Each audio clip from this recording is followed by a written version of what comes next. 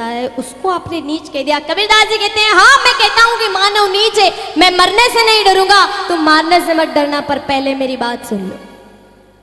कबीरदास जी ने कहा मैं बता सकता हूं कि मानव अपने कर्मों से किस प्रकार नीच है। उदाहरण दिया, ध्यान से सुनना मेरी बात, हजारों लाखों करोड़ों रुपए की बात फोकट में बता के जा रही, ध्यान से सुन लेना। इसका कोई मैं दाम नहीं ले रही हूं, कोई दाम नहीं है, और दाम लग जाता ना तो आज जैसे मंत्री साहब बैठे हैं वहीं मैं बैठी होती। क्या बात है। लेकिन मैं तो इतना कहती हूं, कबीरदास जी ने कहा भैया सबसे पहले एक कुत्ते को बुलाइए। जैसे ही कुत्ते को बुलाया और कहा कि एक थाली में केले, नारंगी, अंगूर, सेव फल, जितने भी फल हैं इस कुत्ते के सामने रख दो। जैसे ही भाई साहब सारे फल लाकर कुत्ते के सामने रखा तो कुत्ते ने खाना तो दूर बल्कि उसकी तरफ देखा भी नहीं, क्योंकि कुत्ते कभी फल नहीं खाते हैं। कबीरदास जी ने कहा समझे, तो सबने मना कर दिया, नहीं समझे। फिर कबीरदास जी ने कहा कि एक मांस की डली लाकर इस कुत्ते के सामने रखो।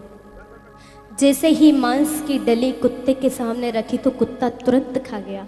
कबीरदास जी ने कहा समझे, सबने मना कर दिया, नहीं समझे। तो कबीरदास जी महाराज कहते हैं कि जाओ, जब गांव में मंदिरों में संध्या के समय आरती होती है, झालरें बजती है, तब ये कुत्ते जोर जोर से चीखते हैं, चिल्लाते हैं। ये कुत्ते जोर जोर से चीखते हैं, चिल्लाते हैं, भगवान से हाथ जोड़ करके प्रार्थना करते हैं कि हे भगवान इन मनुष्यों को तो कुत्ता बनाकर हम कुत्तों को मनुष्य बना दे, क्योंकि इन मनुष्यों का तो भोजन हमने शुरू नहीं करा पर मनुष्यों ने हमारा भोजन शुरू कर दिया। इसलिए कबीरदास जी महाराज ने मनुष्य को नीच कहा। मानव नीच नहीं बल्कि मानव अपने कर्मों से नीच हो गया। भगवान ने खाने पीने के लिए दुनिया भर की चीजें बनाई, लेकिन भगवान कहता है मैंने तेरे लिए काजू बादाम दुनिया की चीजें बनाई, तू नहीं खाए तो मैं क्या करूं, और नाली में गिर जाए तो फिर। भगवान शंकर के नाम पर लोग भांग पीते।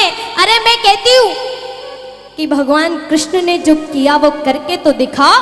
मेरे भगवान कहते हैं कि एक बार मेरे नाम का खर्च करके तो देख, कुबेर के भंडार नहीं भर दूं तो कहना, और एक बार मेरी तरफ कदम बढ़ा कर तो देख, खुद को अपने गले नहीं लगा लूं तो कह देना।